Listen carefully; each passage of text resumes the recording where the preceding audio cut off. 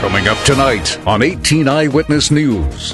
Farmington puts incentives in place to attract a major retailer. Also, the Farmington Fire Department answered almost 2,000 calls last year. Plus, the groundwork is underway for Fredericktown's 50th Azalea Festival. All of these stories, and will temperatures get above freezing this weekend? News, sports, weather. This is 18 Eyewitness News. Good evening, everyone. Thanks for joining us. I'm Fred Dawkins. Tonight's top story: the Farmington City Council continues to pave the way for a new retailer to move into the former Value City Department building. Last night, the council unanimously created a Community Improvement District, or CID, for the property to help bring a new retailer to that location. However, Farmington Mayor Mitt Landrum says the CID does not guarantee a specific retailer will be moving in. So what they've told us is that they are looking at a number of towns, 30 or 40 other towns, and they are going to fund only a small portion of those, maybe 10%, maybe more. And so what happens is our package that goes into them, our rental cost, and what they'll do to that building, goes in and has to compete against all these other towns. So I know I've had people tell me that they're just certain that this organization is coming in. But I can say it's a very competitive process, and, you know, we don't know for sure where we stand in this thing. We're not going to know until probably sometime in March. Mayor Landrum says he's been told the retailer will review all proposals and then cut some of the proposals this month and make a final decision next month. He also notes if this particular retailer passes, the CID is still in place to attract another anchor store. In fact, we have language in the CID agreement where our participation in it is conditioned on the idea that we do have an anchor-type store coming in and not, say, a collection of flea markets or something like that. So that's what we're hoping, is that we attract somebody with a national reputation, a national brand to come in. And if that's the case, we're thinking it'll probably spur some additional development, some additional job creation around the area. Certainly it'll improve the sales tax for the city, and so that's why we're willing to go ahead and participate in this. Mayor Landrum says he wants citizens to appreciate how competitive the process is to bring in a major retailer to Farmington. Now Dustin Kopp is here in the Channel 18 Storm Tracker Weather Center with our first forecast tonight. Dustin?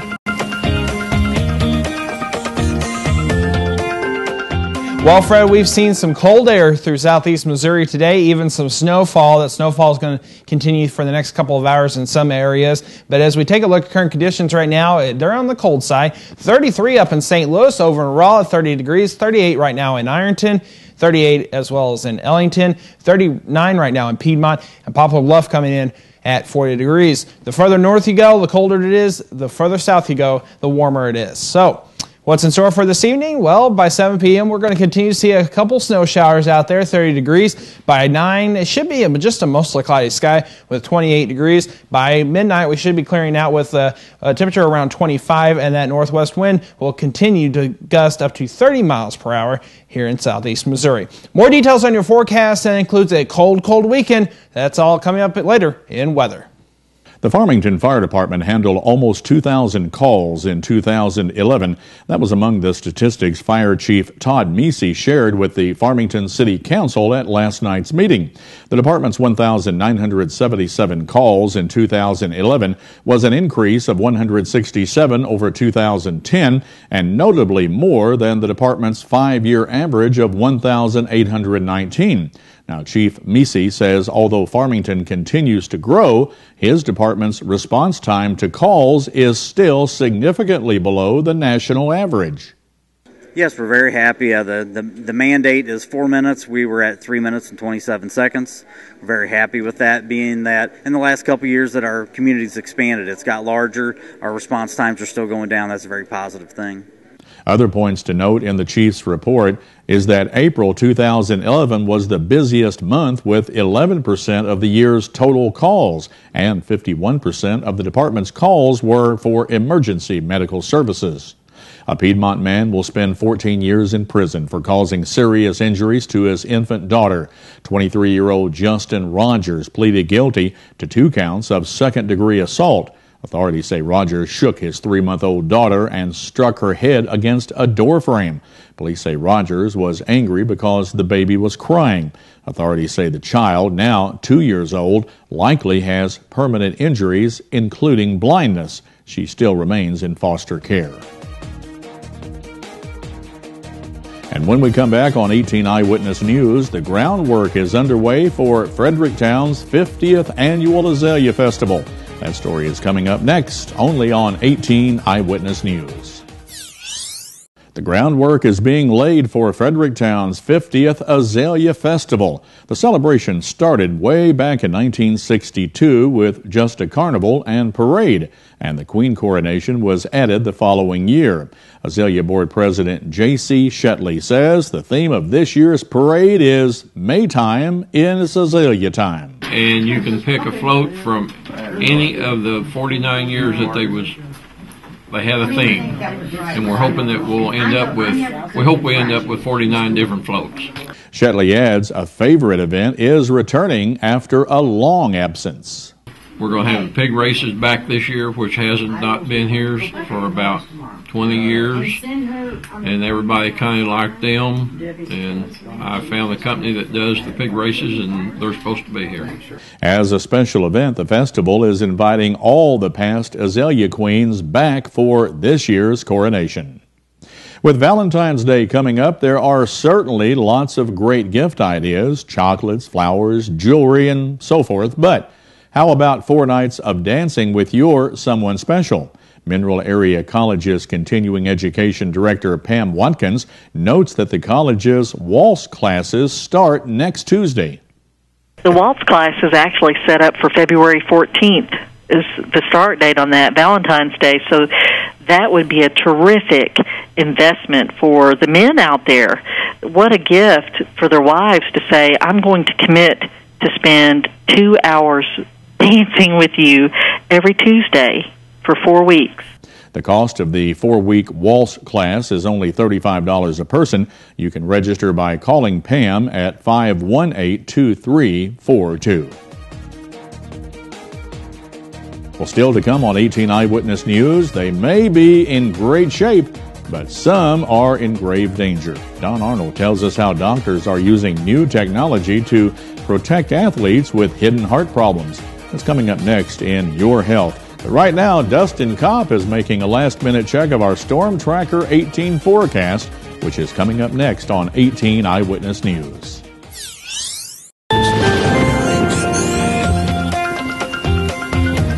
And welcome back. As we head into the weekend, it's going to be on a sunny weekend. However, cold air is rushing through, and it's going to be pretty chilly for your weekend. And then Monday comes around, and we're going to see some snowfall. Those details coming up later in your 7-day forecast. Right now, let's take a look at current conditions through southeast Missouri. Temperatures are in the 30s, some 40s out there. 40 right now in Marble Hill, 41 right now in Cape Girardeau, 37 in Fredericktown, 38 from Ironton to Ellington and Van Buren. Factor in the wind, we do have a little bit of a wind chill. 29 in Ironton, 31 in Piedmont, 27 in Fredericktown, 33 in Poplar Bluff, and 30 degrees right now in Van Buren. However, much, much colder in Rolla with a current wind chill of 18. Right now here in southeast Missouri at the station, we have a temperature of 32 degrees under a cloudy sky. There's some snow flurries out there right now. It feels like 20 degrees right now because of that north-northwest wind at 19 miles per hour. Current dew point at 20, and our current humidity right now at 61%. As we head into your Saturday, we're going to see a lot of sunshine. Can't complain there. However, it's going to be pretty cold. As we look, we're going to see pretty cold temperatures, and it's going to be a sunny day, though, and we'll see nice weather starting to move into for your Sunday as well, with a little bit warmer temperatures on Sunday. So your forecast lows this evening, we'll see temperatures on the cold side, 13 in St. Louis, 14 in Ironton, 12 for your overnight low in Fredericktown, 15 for your overnight low in Marble Hill. Tonight, low around 12 degrees with mostly cloudy skies early, becoming partly cloudy. It's going to be on the cold side. Northwest wind 20 to 30 miles per hour. As we head into tomorrow, it's going to be on the cold side as well. Sunny and blustery, high of 25. Northwest wind 10 to 20, gusting up to 30 miles per hour. As we head into Sunday, we're going to see 30 degrees for your overall high with partly to mostly sunny skies. We're going to see that snowfall on Monday with a high of 31, 42, a little bit warmer on Tuesday with partly sunny skies, partly sunny on Wednesday with a high of 48, and on Thursday, rain moves back into the forecast with a high of 49, 50 and sunny on Friday, and it's going to be a nice day on Friday. Another look at your weekend forecast as we head to tomorrow. We'll see a high of 25 degrees with sunny skies. Look at that low of 7 degrees. On your Sunday, we'll see a high temperature of 30 degrees with mostly sunny skies. That's Check Out Your Storm Tracker weather forecast. Fred, back to you. Dustin, thanks a lot. Now Don is here with a look at tonight's Your Health on 18 Eyewitness News. Don? It's a story that's all too familiar. An athlete everybody assumes is in great shape dies after a heart condition no one knew they had. Now, a new way to diagnose those athletes may change that. Clark Powell reports. It was while training for a half marathon that Sandra Workman first felt the pain in her chest and the tingling in her arms. They were symptoms that would flare up on the road, but never quite the same at the doctor's office. I went through a few stress tests, and they all kept showing that there was something, but they didn't know what it was. It turns out Sandra's symptoms were not only serious, they could have been deadly. She had suffered a very small heart attack at some point in the past. This is a very small amount of heart muscle damage that you wouldn't be able to pick up on conventional types of heart testing. But doctors at Ohio State University Medical Center were able to pick up on those symptoms thanks to this. It's the first system in the world that allows doctors to put patients through a stress test and then quickly get them into an MRI machine. Very rapidly, within 60 seconds of the end of exercise. And doing that, we catch the heart when it's still at this peak stress state. They're able to image the heart so quickly because of this specially designed treadmill that sits just a few feet away. It was built with aluminum and plastic, which is crucial because MRI machines use huge magnets to see deep into the body. So you can't bring anything that's made of any kind of magnetic materials into the MRI room, or it can become a projectile essentially and fly and hit the MRI system. But with this, doctors can put a patient through a workout and then image them in real time. That allows them to catch even the most subtle problems and save otherwise healthy patients like Sandra. At Ohio State University Medical Center, this is Clark Powell reporting. In many cases, doctor will give patients drugs to speed up their heart rate before an MRI. But experts say when it comes to spotting those hidden dangers, there's no substitute for actual exercise to get the heart pumping. Right now, this is the only system of its kind in the world, although other hospitals may soon add them. Coming up in today's Your Life segment, married love isn't the indestructible force some make it out to be. It's more like a very delicate flower, as Dr. Bill Meyer explains in today's Focus on the Family. And coming up in sports, I'll have a review and a preview of high school basketball action. The Blues shoot their way to victory over the Devils in New Jersey, and Mizzou will try to keep their undefeated streak at home going on Saturday when they host Baylor. These stories coming up in sports on 18 Eyewitness News. This is 18 Eyewitness News, Sports.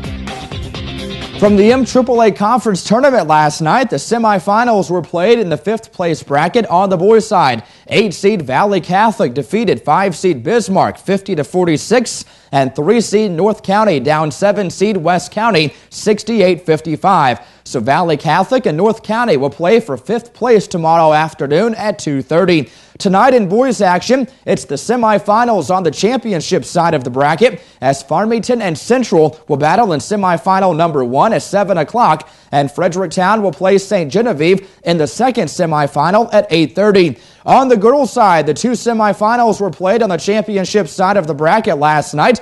In the first semifinal, number 4 seed Central upset the number 1 seed West County Lady Bulldogs in overtime, 52-46. And in the second semifinal, 2 seed North County hung on over 3 seed Farmington, 48-46. So Central and North County will meet for the tournament championship tomorrow night at 7 o'clock. In girls' scores outside of tournament play last night, Woodland over Delta 62-41, Perryville downs Windsor 54-33, and Herculaneum falls to St. Vincent 53-36. In a game that earned them no points for style, but 2 points in the standings, the Blues beat the Devils 4-3 last night in New Jersey. St. Louis picked up the victory by winning a shootout for just the second time all season, thanks to a goal that trickled through the opposing goalie's pads. But it will look like a line drive in the box score, and the Blues, who came into the game 9-11-3 on the road, will gladly take the win as they get through a 3-game road trip with 4 points. They have won back-to-back road games for the first time since November. A short pitching workout certainly raised spirits yesterday in Florida. Adam Wainwright threw effortlessly and with command. Momentous stuff just 2 weeks before the anniversary of his elbow injury last year. Wainwright, who tore ligaments in his elbow and missed the season after undergoing Tommy John surgery, threw 30 pitches warming up and another 30 to Cardinals infielder Tyler Green, minor leaguers Robert Stock and Joseph Bergman, and former teammate Rick Ankiel. He mixed sinkers, cut fastballs, and a signature curve, all for strikes and never above the knees. And the 4th-ranked Missouri Tigers will try to keep their undefeated streak at home intact on Saturday when they host the 6th-ranked Baylor Bears. The Bears are 21-3 overall and 8-3 in the Big 12. Baylor's 3 losses have been among 2 teams, the Kansas Jayhawks twice and the Tigers once. 2 of those losses have been at home. A victory tomorrow for Mizzou will mean a 2-team race for the top of the Big 12. The Tigers seemingly have the advantage. They have 2 days more rest than Baylor, and Mizzou has the easier schedule from here on out until the regular season is complete. And that's a look at sports. We'll be back with tonight's Your Life segment right after this on 18 Eyewitness News.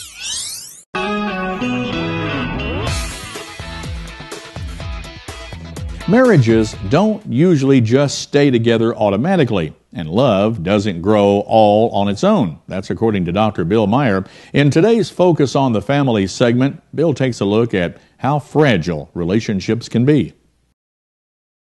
We've just had the mentality that this isn't something you drop out of, so we're committed to getting up and down. Dave and Donna Lawrence have found that love isn't always a mountaintop experience.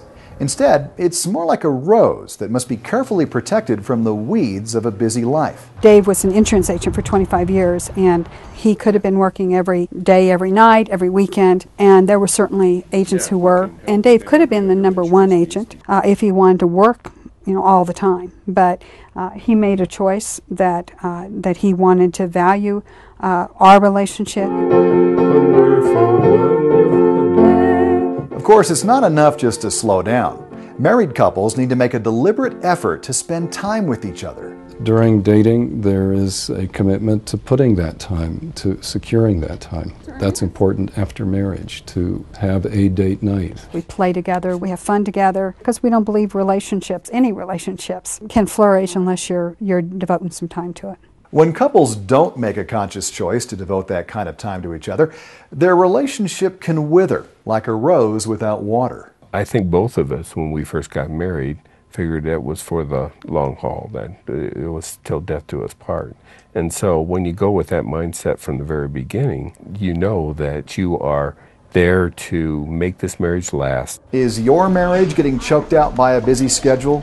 Or have you made the decision to tend your relationship like a rare and delicate flower? Perhaps it's time to do some marital gardening at your home. For Focus on the Family, I'm Dr. Bill Meyer. For more valuable information on life's issues, relationships, and family, please visit FocusOnTheFamilyTV.com. Today's plugged-in movie review looks at the new family film, Journey to the Mysterious Island.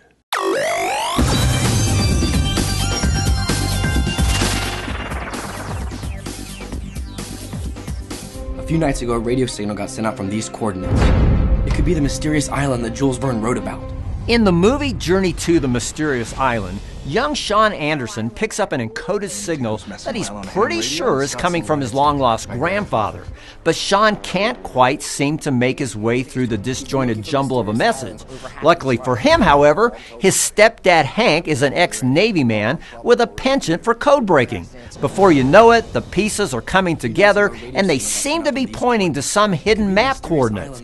Could these be the secret directions to the mysterious island, a place that Jules Verne once just wrote about? Sean is determined to find out. From Hank's perspective, this might be just the thing that could help him connect with his difficult-to-get-along-with stepson. So the pair set off on an adventure of a lifetime, a trip full of risk and peril that might just lead them to...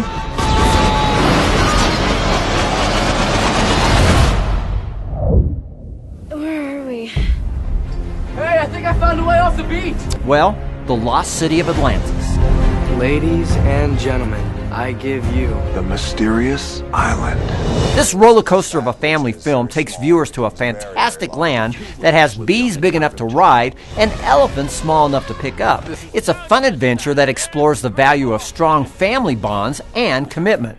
There is a dash of giant animal toilet humor in the mix, but all in all, Journey to the Mysterious Island earns 4.5 classic novels out of 5 for family friendliness.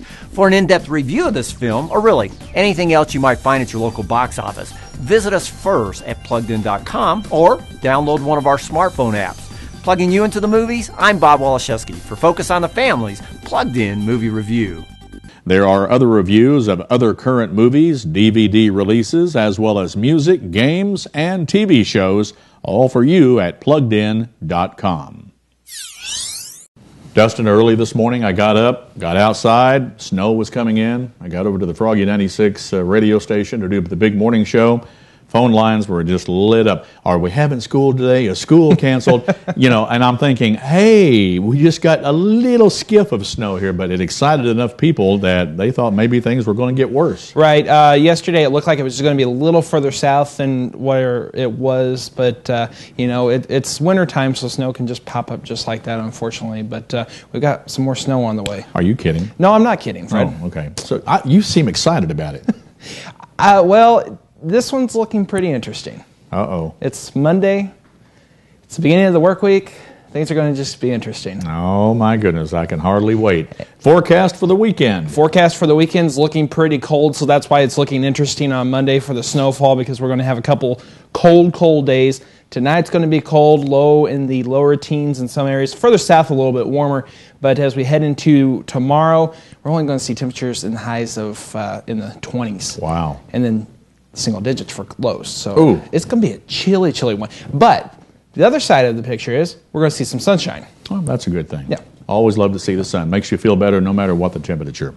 That does it for our newscast tonight. Thank you for joining us, my friends. We'll be here Monday night, 6 o'clock. Actually, 5 o'clock Monday night, because 6 o'clock Monday night, we're going to start the 2012 radio auction. Right. And we're going to have it live right here on Channel 18. Have a blessed weekend. Keep Jesus Christ in your hearts. God bless you. Good night, everyone. Good night, everybody.